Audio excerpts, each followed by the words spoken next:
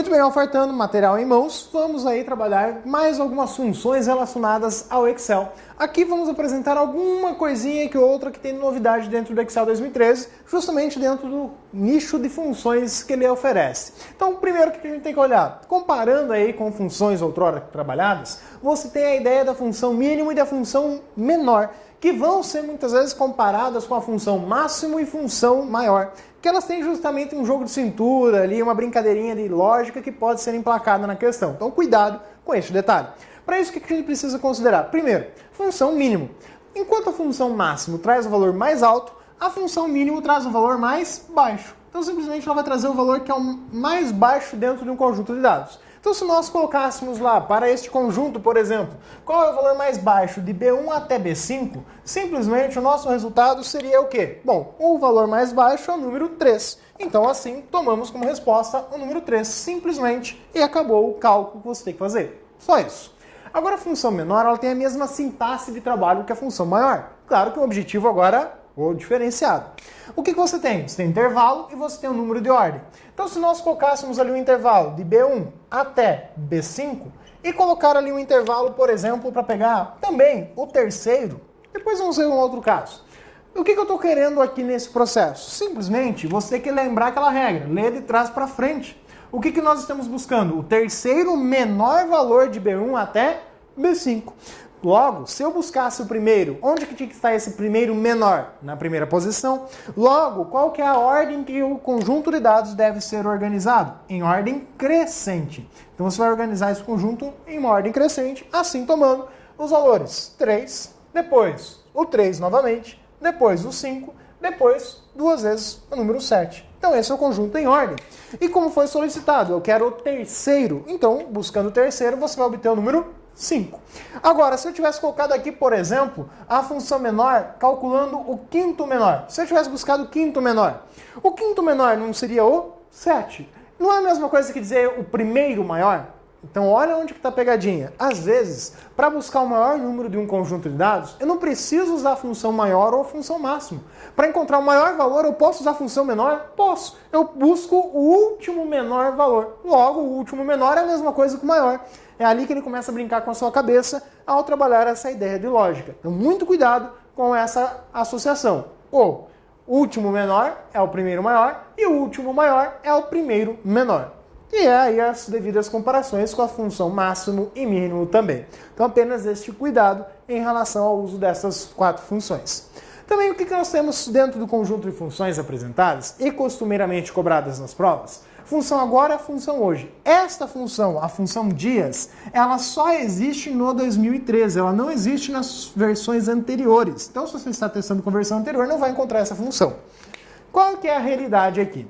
É você trabalhar com estruturas de data e hora. Basicamente, o que eles vão perguntar a respeito da função agora e da função hoje é isso, o resultado. Qual é o formato, o tipo de resultado produzido por essas funções. Então a função agora, ela retorna a informação da data e da hora atuais. Cuidado com esse atuais. Na verdade, a função agora é uma função que, primeiro, você não passa parâmetros, ou seja, você escreve igual, agora abre e fecha o parênteses obrigatoriamente, pode colocar um espaço ali dentro ou não, tanto faz, e aperta Enter. Você não coloca valores dentro dela, simplesmente aperta Enter. E aí? Ela vai trazer a data e a hora. De que lugar? A data e a hora do sistema operacional. A mesma que aparece lá no canto direito, ali na barra onde você tem a barra tarefas, aí a área de notificação. Nessa área de notificação onde você vai encontrar a data e a hora que vai aparecer aqui. E se esta data do sistema estiver errada, aqui também vai constar uma data errada. Esse é o detalhe. Já a função hoje, ela traz apenas a data atual, ou seja, a data do sistema. A hora não. E é a mesma forma de uso. Escreve igual, hoje abre, fecha parênteses, aperta Enter, ela vai trazer o resultado.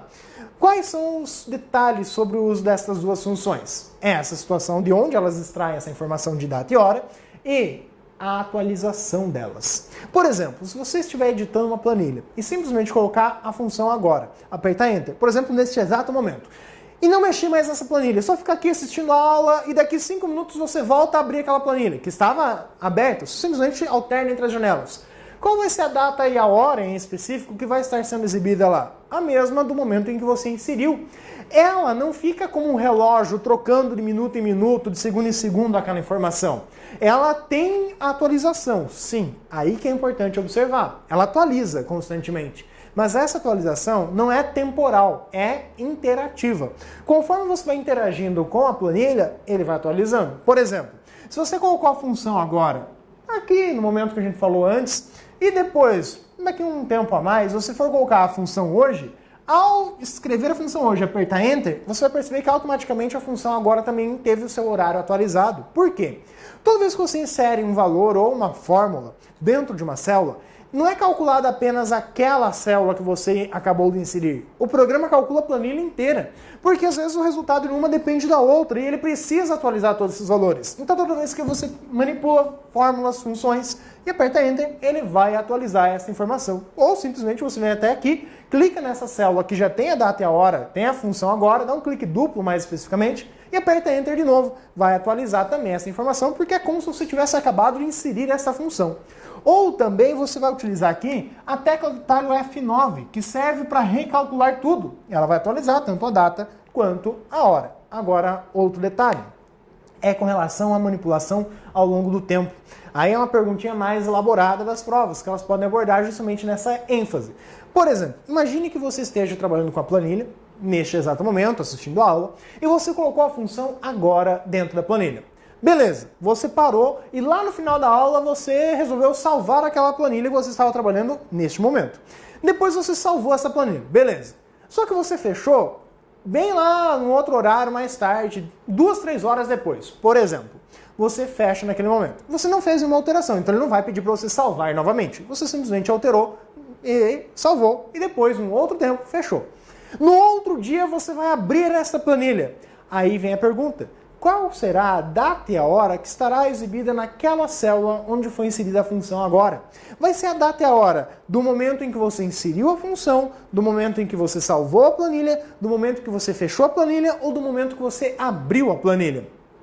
Bem, um cuidado. Quando você manipula fórmulas e funções, o editor de planilha, na verdade, o que é salvo no arquivo, na pasta de trabalho? É salvo não o resultado, mas a fórmula que produz o resultado. Então, toda vez que você abre uma planilha, os valores são recalculados, todos. É como se você tivesse aberto a planilha e apertado F9. Ele vai fazer isso automaticamente, mesmo que o cálculo automático esteja desabilitado, porque você acabou de abrir essa planilha. E aí sim ele vai buscar o quê? A data e a hora do momento que foi aberto. Lembrando, volta aquela regra de interação. Se você interagir, ele vai buscar aquela informação. É só pensar logicamente. Você quer saber o momento de agora e a data de hoje. Por isso você usou essas funções. Então aí a ênfase do trabalho.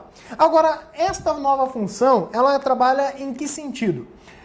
Até antes desta versão 2013, onde foi disponibilizada a função dias, eles questionavam a ideia de você calcular a idade de uma pessoa, por exemplo. Onde você tem ali o uso da função agora, por exemplo, função hoje também podendo ser utilizada.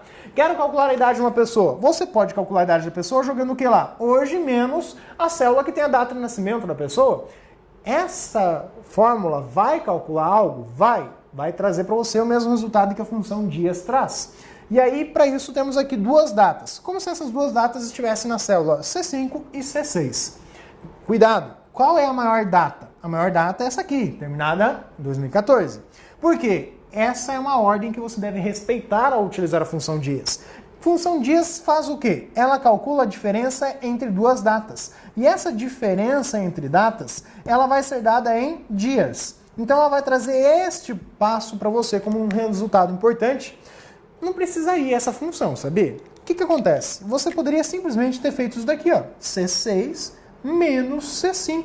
E a resposta seria exatamente a mesma. A diferença entre essas duas datas em dias. Só que se ele questionar para você, quero calcular a idade de uma pessoa, você só vai ter quantos dias de vida essa pessoa tem. Então ali que está a lógica. Por quê? Aqui eu joguei uma data aleatória, mas imaginando que você queira calcular a data das pessoas no exato momento. Você joga lá a função hoje, menos a data de nascimento da pessoa, no caso a minha. E aí simplesmente o que você vai calcular? Você vai simplesmente considerar que eu tenho que os dias de vida. Eu tenho que saber quantos anos essa pessoa tem. Então você vai ter que pegar esse valor e fazer o quê? Dividir por 365. Aqui tem que ter um cuidado. Provas de banco, entra lá a ideia do ano comercial, então aí já é por 360. Aí você joga 365. Tá, mas e se for considerando o ano bissexto? Se for considerando o ano bissexto, você tem que lembrar que a cada 4 anos tem mais um, não é isso? Como eu faço uma representação de que a cada 4 tem um? Ora, vírgula 25. Então aqui eu estou considerando anos bissextos. E assim eu vou conseguir calcular essa representação, a idade exata da pessoa em anos, claro, que vai dar um valor quebrado, muito provavelmente. Por quê? Porque eu só estou pegando a idade em anos. Vai sobrar o quê? Dias, vírgula, um total de dias, que eu tenho ainda que converter em meses, para daí então pegar o resto em dias. E nisso você pode pegar e usar ali, por exemplo, função para pegar só a parte quebrada dos resultados, ou seja, tira a parte inteira, e aí pega essa parte quebrada e usa a função mod para pegar só os dias, quantos meses isso vai dar. Dá para fazer, mas percebeu que tem uma série de análises lógicas? Não é complexo, mas é só a necessidade de você conhecer cada função para daí ir compondo a expressão necessária. Então perceba, posso calcular a diferença da idade da pessoa simplesmente usando a função dias, que só tem no 2013, a partir dele, claro, e você tem aqui também a ideia de um cálculo direto entre duas datas. Simplesmente uma subtração. Não precisa fazer conversão, não precisa fazer nada, tendo duas células que tenham datas. O cuidado que deve ser respeitado é sempre pegar a data mais atual menos a mais antiga.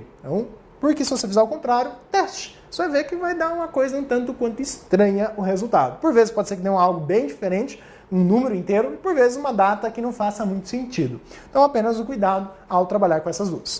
O que nós temos ainda de funções? Por exemplo, são as funções de contagem. As funções de contagem, elas têm uma ênfase bem peculiar justamente porque é fácil confundir entre elas. Então vamos por partes. Função continuum é aquela que aparece junto ao botão autossoma, lá dentro daquelas 5 funções, máximo, mínimo, função que nós vimos aí, o máximo e mínimo, para trabalhar lá com a soma também visto, a média também visto, e a função para fazer a contagem de números. Então contar números, na verdade, é esta função que vai aparecer, conte.num. O que você tem que observar? De A1 até A6. É isso que ele está dizendo. Contar números. Esta função ela vai contar quantas células possuem valores do tipo numérico. Cuidado! Existem vários tipos de valores. Data é um valor. Lógico é um valor. Texto também é um valor. Número é um valor. Um conteúdo ele é um valor. Se é diferente de vazio, ele é um valor.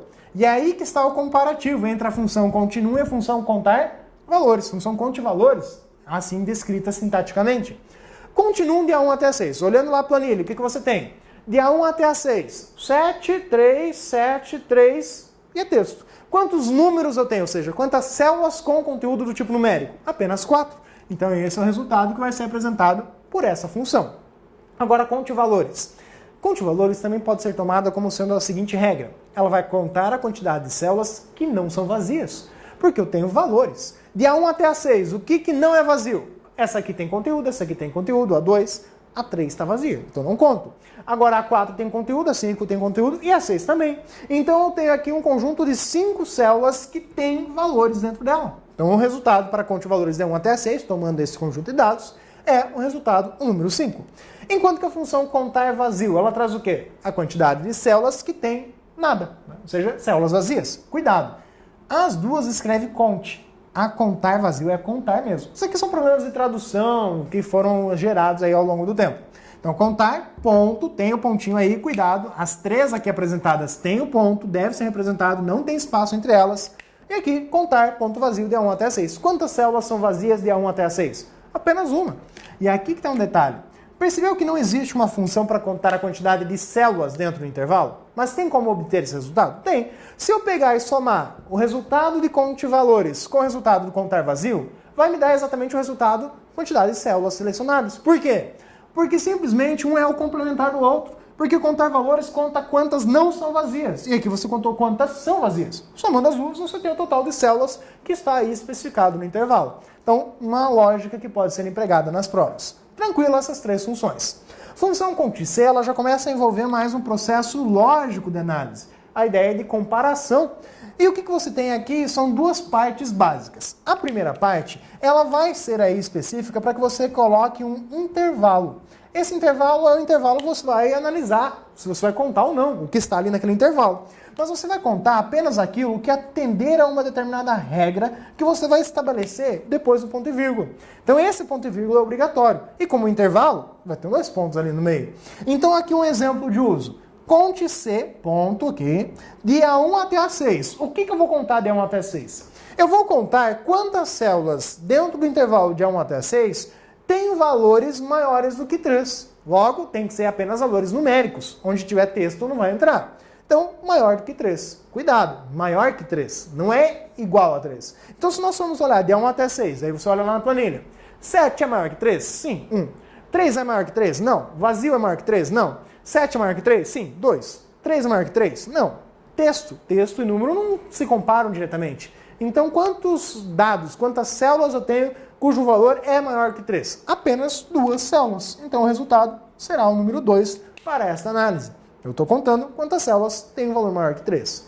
Mas observe um detalhe. A forma de escrita da regra obrigatoriamente tem que estar entre aspas duplas, salvo algumas exceções. E os operadores de comparação não tem um valor aqui à esquerda a ser comparado. Por quê? A própria função se encarrega de comparar o A1 se é maior que 3, o A2 se é maior que 3, o A3, ou seja, ela é interativa.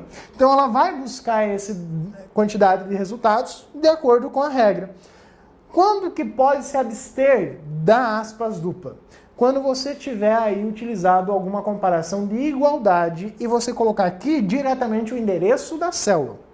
Então ali você pode colocar sem esse caso. Por exemplo, quero comparar quantas vezes aparece o número 3. Então se for igual a 3, eu poderia escrever assim, comparando a igualdade de 3. Só as aspas duplas e o 3, não preciso colocar o igual. Se eu colocar o igual, não vai estar errado, também vai ser mais comum dentro das provas.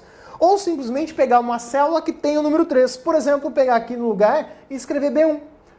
Quando eu colocar o endereço da célula, aí não pode ter aspas. Por quê? Se eu colocar as aspas, eu vou estar comparando com o texto B1.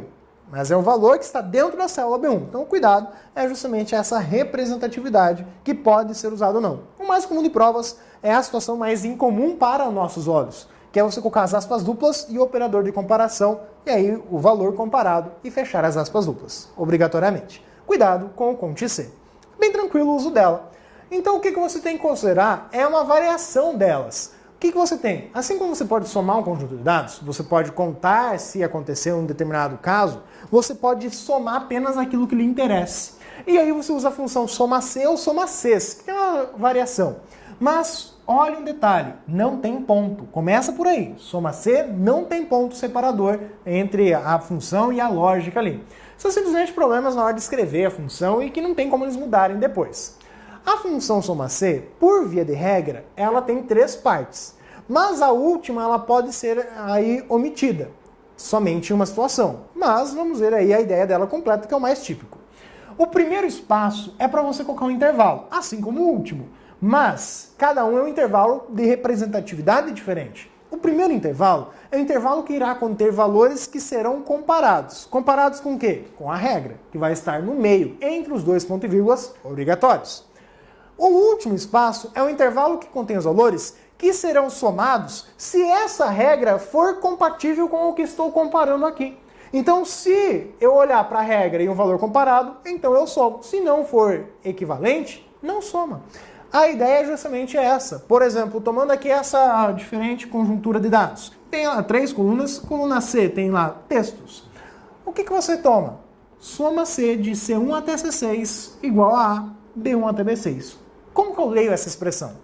Eu vou somar os valores de B1 até B6 se o valor de C1 até C6 for igual a A. Em específico, ele vai somar apenas a célula aqui que tiver o equivalente aqui comparado com a regra e que seja verdadeira essa comparação. Então, note, há uma necessidade intrínseca de que este conjunto de células seja uma variação ou uma quantidade de células equivalente, que tem uma lógica, uma relação entre elas. Por exemplo, aqui eu tenho exatamente o mesmo conjunto de linhas. É o caso mais típico, pode ser o mesmo conjunto de colunas. O outro caso que permite a simplificação da função é quando eu tiver exatamente as mesmas células aqui e aqui. Então eu não precisaria escrever de novo. Se é as mesmas células, para que escrever de novo? Então você poderia simplificar. Como são colunas diferentes, eu tenho que especificar as duas, mas as linhas são as mesmas, para manter essa regra. O que o programa faz nesse processo?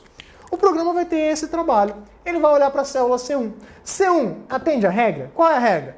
Ser igual a. Então ele vai olhar e vai ver. C1 é igual a A? É igual a A. Logo, o programa, uma única escrita de função, ele vai olhar lá na coluna B, o quê? O valor da célula B1.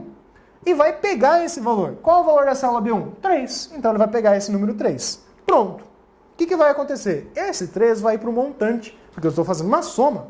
E na sequência, comparou, pegou o valor, vai para a próxima célula. Quem é a próxima célula? C2. C2 é igual a A? Sim, é igual a A. Automaticamente o programa vai acrescentar ao montante o valor da linha 2 na coluna B. Logo, vai acrescentar o valor 7. Então já temos 10 no montante. Automaticamente o programa vai para a linha 3. A linha 3 é igual a A? C3 é igual a A? Não, é diferente. Então automaticamente o programa pula para o próximo valor, porque não tem o porquê pegar esse. Não faz regra, não é igual a A. Então C4 é igual a A? Também não, é diferente. Então o programa pula para próximo, vai lá para C5. C5 é igual a A? C5 é igual a A. Automaticamente o programa vai pegar a linha respectiva lá da coluna B, linha B5, célula B5, onde ele vai encontrar o valor 5 e vai acrescentar o montante.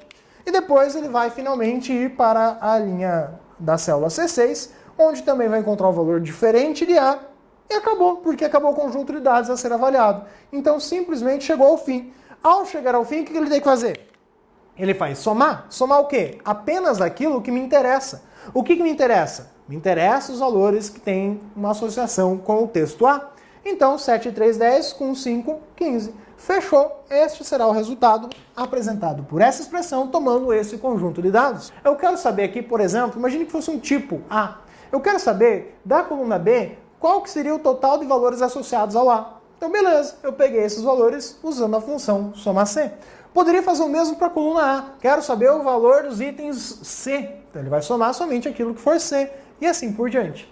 A mesma lógica é aplicada se eu simplesmente mudar a expressão soma por média, porque também existe o média C.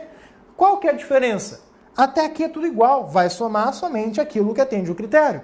Ou seja, você quer fazer uma média, para fazer a média tem que somar. Só que a média tem que lembrar que ela vai dividir. Por exemplo, se aqui ao invés de soma fosse média, C, eu faria todo esse processo, cheguei ao resultado 15 da soma. Mas eu somei quantos valores? 3. Então eu vou dividir por 3 ou por 6 células? Só somei 3. Então se fosse a função média C, eu dividiria por 3, obtendo como resultado 5. Então aí que está a jogada da questão. Saber que você tem que dividir pelo total de valores que foram somados, considerando a função média, e a soma é simplesmente a soma, uma parte aí do processo. Cuidado com o uso da função soma C, que tem aparecido muito frequentemente nas provas. Por fim, ainda podemos falar da função C.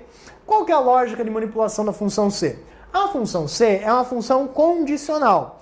Ao contrário da soma C, ela é aplicada linearmente. Soma C você escreve uma vez, ela analisa vários dados. A função C, ela vai analisar condições pontualmente. Então você tem ali 3 partes básicas da função C. Você tem a primeira, onde você vai ter uma condição, um teste lógico, uma comparação. O próprio programa chama de teste lógico. Mas o que você tem aqui nessa primeira parte é algo que vai ter que produzir um resultado do tipo verdadeiro ou falso.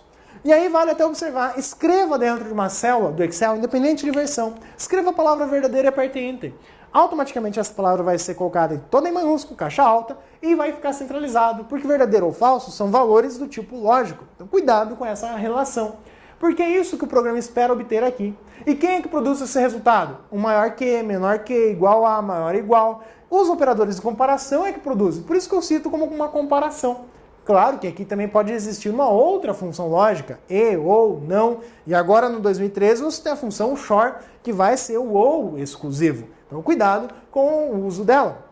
O que acontece? Caso o que você colocou aqui trouxer um resultado verdadeiro, você vai olhar para essa parte do meio. O que é a parte do meio?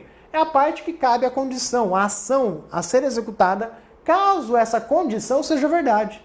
Mas e se eu tiver aqui nesse primeiro espaço uma expressão que não traga verdade, que seja falso o resultado?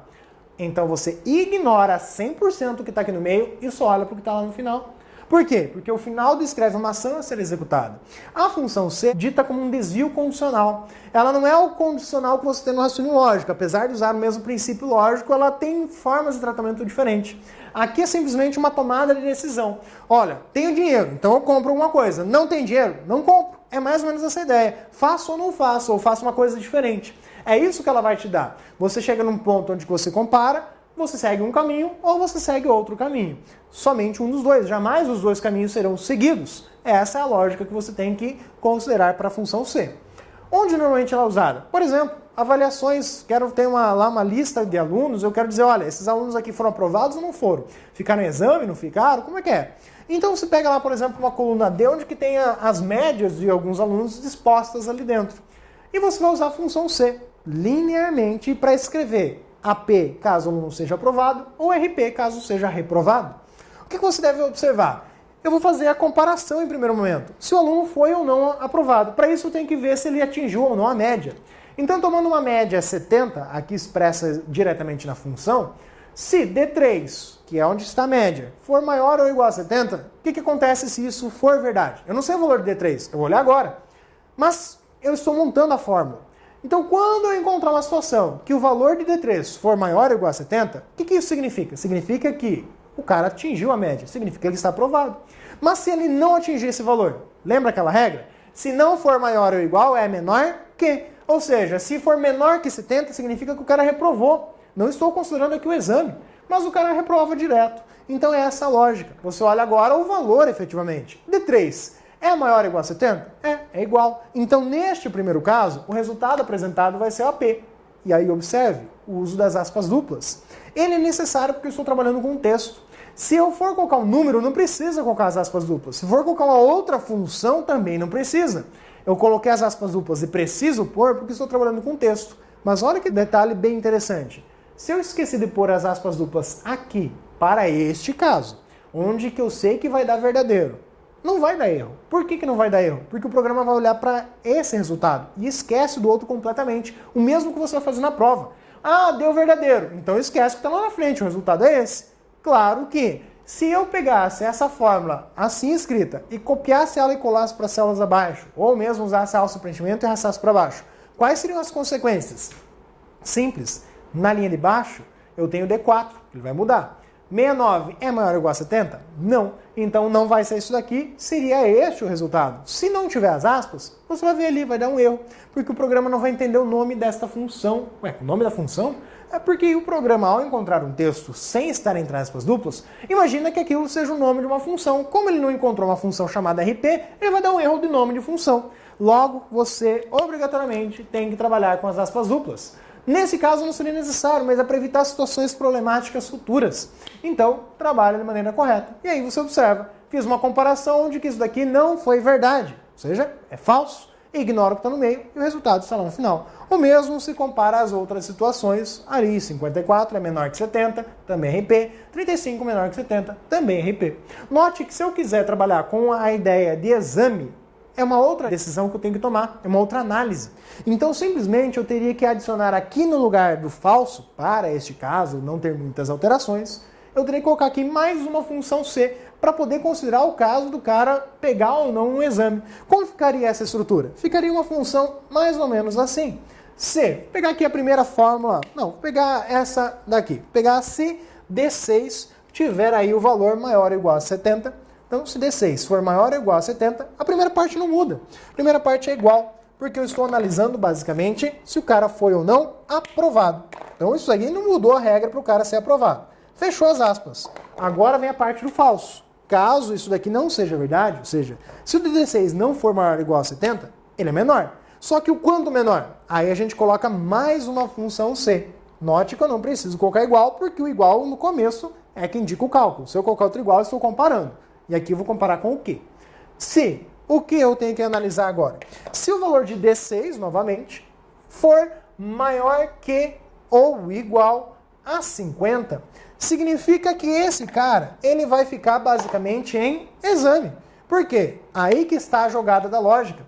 Simplesmente, eu já sei que se o cara tirar 70 ou mais, ele foi aprovado. Se ele não tirar 70, tirar menos que 70, ele vai cair aqui. Então, se eu comparar que ele é maior ou igual a 50, eu já sei que ele é menor que 70. Eu não preciso comparar de novo. Ah, se for maior ou igual a 70, é menor que 70. Porque eu já sei que é menor que 70. Senão, não teria chegado até aqui. Teria parado aqui. Agora, eu sei que é menor que 70 e eu sei que é maior ou igual a 50. Então, o cara ficou em exame.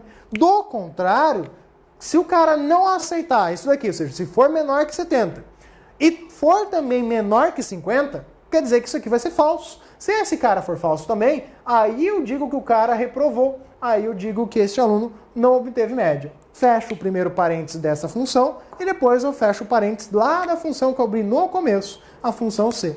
Então aqui eu estou analisando. Pega um exemplo, 35 é o que está em D6. 35 é maior ou igual a 70? Não. Então eu ignoro a ação verdadeira e vou para a ação caso falso. Lembre-se que tudo isso daqui é ação caso falso desta função C.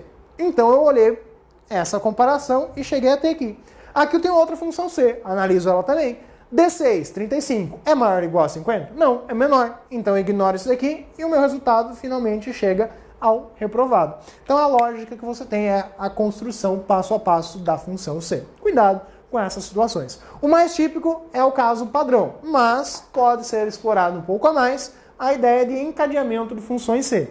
Já houve provas onde eles encadearam 3, 4, 5 funções C, como se aqui tivesse outra, tivesse outra, tivesse outra, e assim por diante. Então esse é o cuidado que você tem que analisar sempre por partes. Começa sempre pela condição, e aí vê o que você tem que fazer. Se a ação verdadeira ou se a ação caso falso. Vamos a um exercício para entender essa função. A figura acima ilustra uma planilha em edição no Excel 2013 que apresenta valores hipotéticos de 6 processos. Nessa planilha, o total e a média aritmética dos valores dos 6 processos serão inseridos na célula C8 e C9, respectivamente. Com base nessas informações, julgue os itens subsequentes. Para formatar a fonte dos valores abaixo de 500 mil com a cor vermelha e a dos valores acima de 500 mil com a cor azul, é suficiente selecionar a coluna, clicar no menu Fórmulas e digitar igual C, C2 menor que 500 mil, então vermelho, ou se não, azul, e arrastar tudo copiando a fórmula para as demais células dessa coluna?